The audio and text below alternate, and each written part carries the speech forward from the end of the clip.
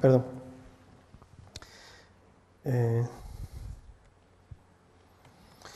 En mi caso, bueno, voy a actualizar esto porque si no... En mi caso lo que voy... Vaya.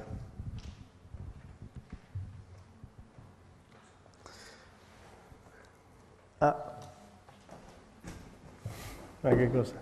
Bueno, yo voy a intentar responder a la pregunta de cómo se debe organizar la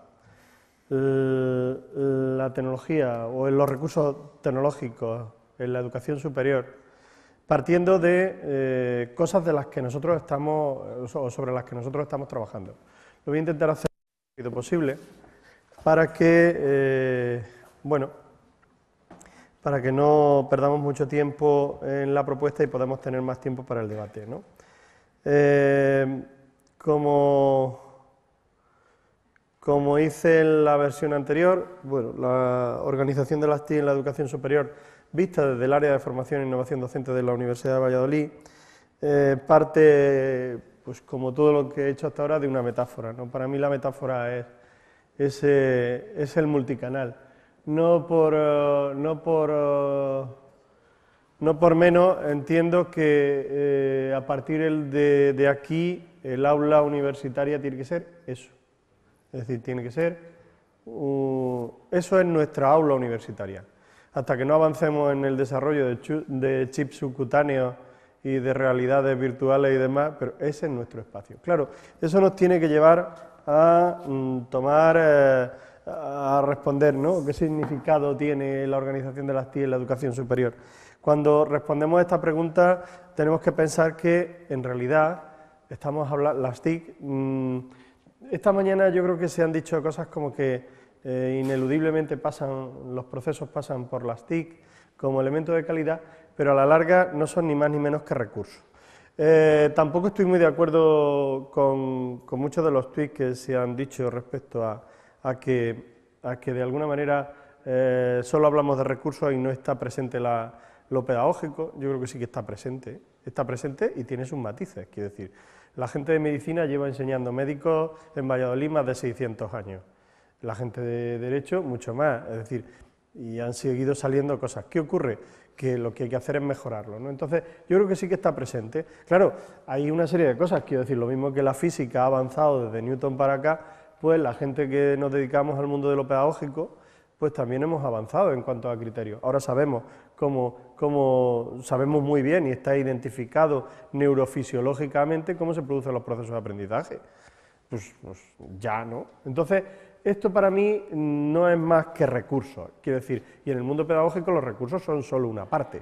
Obviamente, como diría un compañero nuestro de la Universidad de Santiago de Compostela, no se puede mejorar por poner muchos ordenadores en un aula, o por poner un blog o por no sé qué, no se mejora. Pero obviamente también dar clases solo con una tiza, un borrador y una pizarra tampoco se puede, ¿no? Entonces, pero a la larga son recursos. Claro, ¿qué tenemos que hacer nosotros para organizar los recursos, ¿no? Por una parte, ¿cómo ha de hacerse? Mira, yo empiezo por aquí. Empiezo por aquí, que además tiene que ver con que tanto el profesorado como el alumnado tienen que tomar decisiones e invertir en su futuro. Claro, el alumnado tiene que invertir en la formación, lo mismo que invierte en la formación cuando compra libros, cuando se matricula y tal, tiene que invertir, quiero decir, porque es la parte que invierte. Nosotros somos la parte que damos servicio, el profesorado, y el alumnado es la parte que invierte. Es decir, el que pone las pelas. Socialmente, por una parte, que es el 80% de su formación, lo paga la sociedad, no lo paga el alumno, porque si no estaríamos como en Estados Unidos, que la matrícula de un año vale 20.000 dólares. Aquí nadie paga 20.000 euros ni 10.000 por un año, por un curso académico, ¿verdad? Bueno, lo digo por eso. Entonces, claro, lo primero que tiene que hacer el alumno es invertir. Invertir significa, empezando por comprar un equipo. Es decir, claro, aquí tenemos un debate, porque claro, el alumno tiene que comprar un equipo y el profesorado tiene que estar respaldado por recursos que de alguna manera se renueven, es decir, que haya política de compra de esos recursos y de actualización de esos recursos. En este sentido, si a mí me preguntan, pues yo lo tengo muy claro, ¿no? El soporte físico en esta cuestión yo lo tengo clarísimo, tanto para el profesorado como para el alumnado, dispositivos móviles e individualizados, ¿vale? Quiero decir, en este sentido, la Universidad de Valladolid, por ejemplo, pues ha dado pasos, ¿no? Es decir, ahora sabemos que todo profesorado tiene al menos un dispositivo de conexión, de acceso a todos los servicios, todo el mundo está enganchado en todos los servicios tecnológicos que tiene la universidad y hay un montón de cosas, ¿no?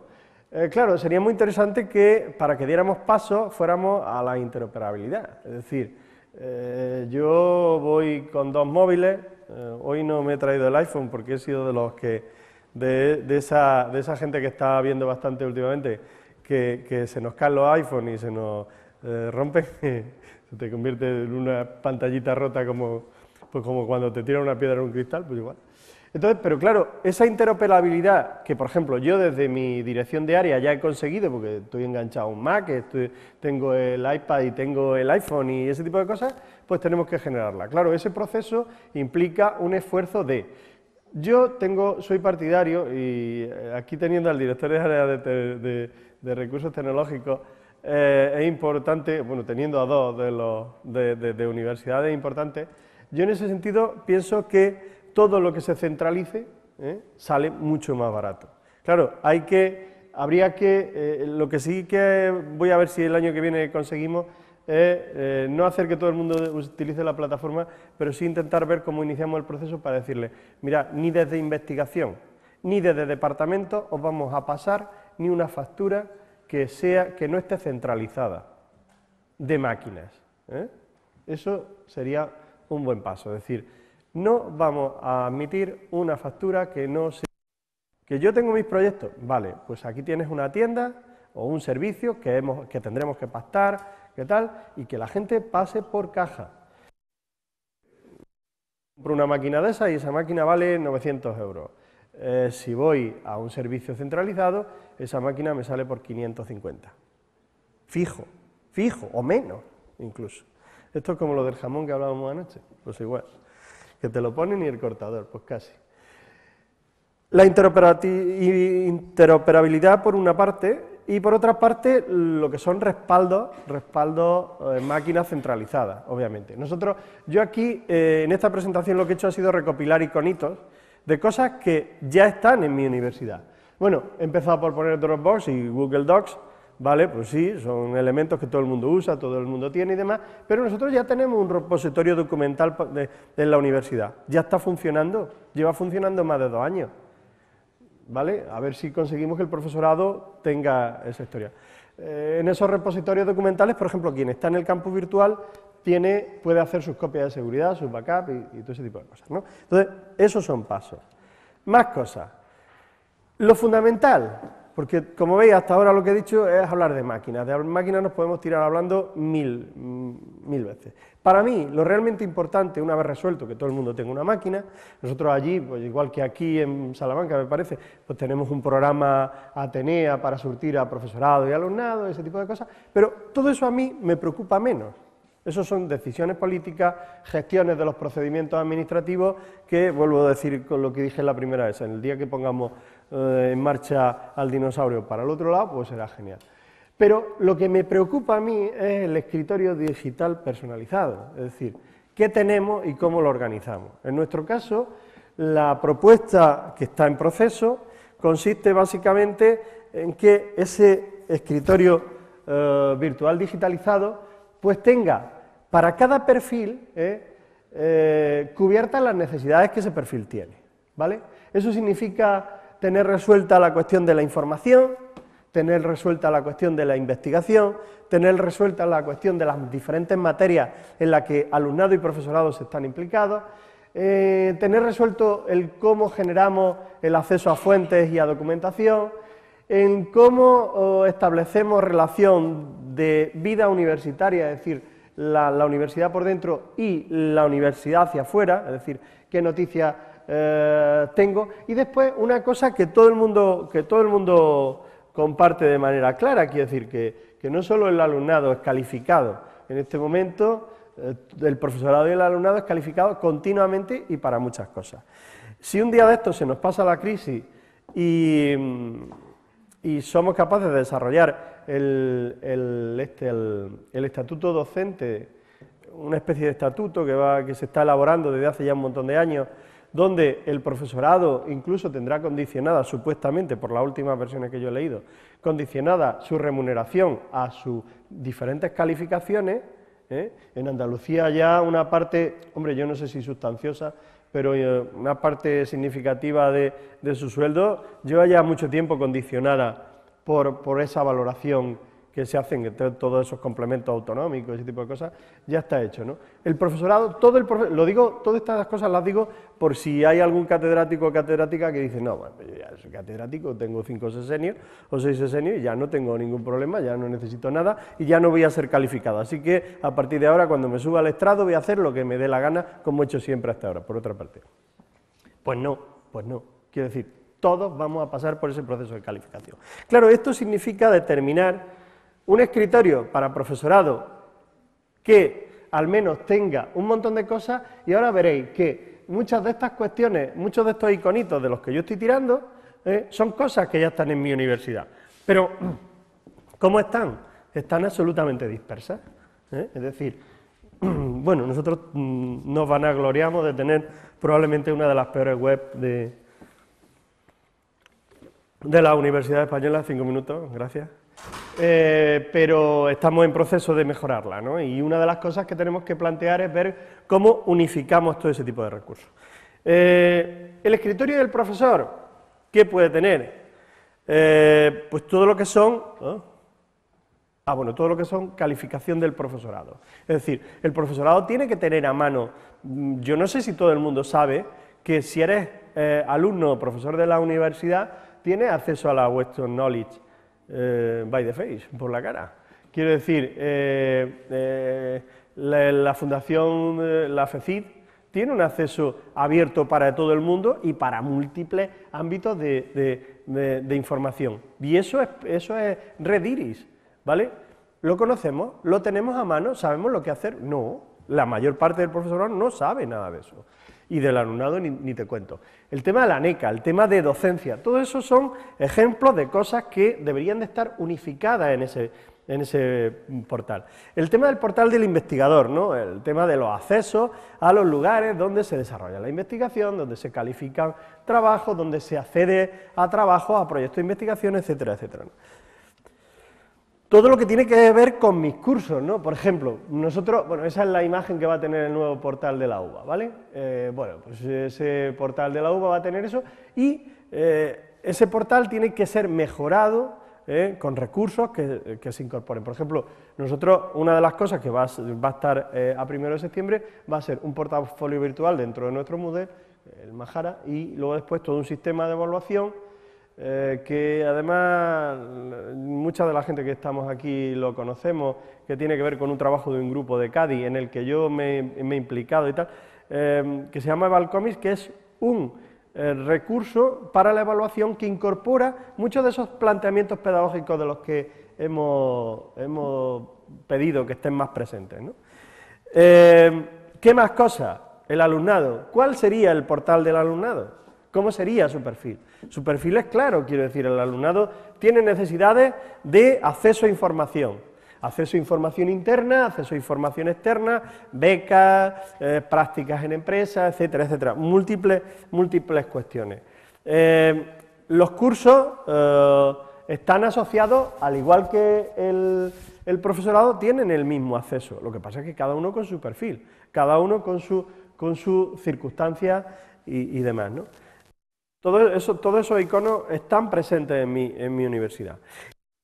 Tanto para alumnado como para profesorado, el escritorio virtual de su espacio debería tener un montón de elementos comunes. Yo aquí solo he puesto algunos de ellos, ¿no? Por ejemplo, ese es el icono de la Fundación General de la Universidad, por la que corre una cantidad de información relacionada con investigación, con formación posgrado, con relaciones internacionales, tremenda.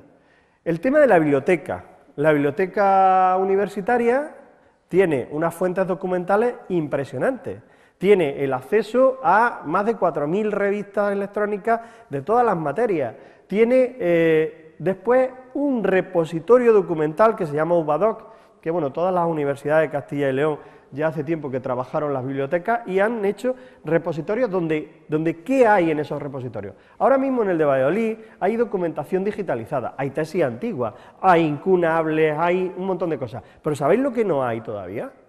Pues los apuntes del profesor fulano que en un momento determinado va a dar clase, me lo decía hace poco una persona que dice, tengo de Derecho Civil, tengo 170 y tantas páginas de un documento en el que sintetizo un montón de las cosas que yo le enseño a los alumnos en clase. Pues eso no está todavía en el UBADOC, y va a estar en el UBADOC, ¿vale? ¿Y qué más cosas? Pues todo el resto de canales de información que vayan generando, necesitando y que se conviertan en ese ámbito de información que de alguna manera tiene que estar presente en ese entorno de ese portal individualizado y personalizado según perfil, ¿vale? No quiero entrar aquí en la parte organizativa, porque la parte de la gente que está implicada en organización incluso tendría un ámbito más dentro de ese perfil que tuviera que ver con cómo se gestionan procesos dentro de ese ámbito, ¿vale? Bueno, esta es nuestra visión, ahora si queréis la discutimos, ¿vale? Sobre todo porque muchas de las cosas son muy variables. Bueno, gracias.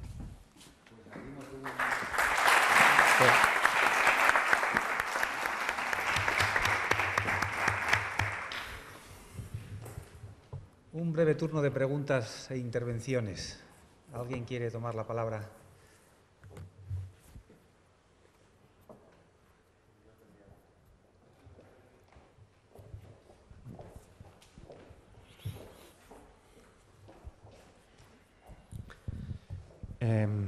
Gracias, Bartolomé.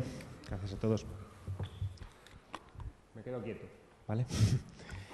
Vamos a ver, la propuesta que está haciendo la Universidad de Valladolid de un portafolio que permite el desarrollo, digamos, de un entorno personal de aprendizaje, ¿no? Es una propuesta que también recientemente, hablando con Jordi Adel, ha incorporado, además con la misma herramienta, con Mahara, sí, con Mahara. En la UGI, en la Universidad Jaume I. ¿Por qué habéis apostado por una herramienta, me imagino primero porque es open, y por qué la apuesta hacia un portafolio para el desarrollo en respuesta, digamos, a esta necesidad, ¿no?, de adaptarse al usuario final a nivel tecnológico, que entiendo que ese es el trasfondo existente? Gracias. Pues la cosa empezó un poco por todo lo que ha sido la política que expliqué en mi primera presentación de funcionamiento del campus.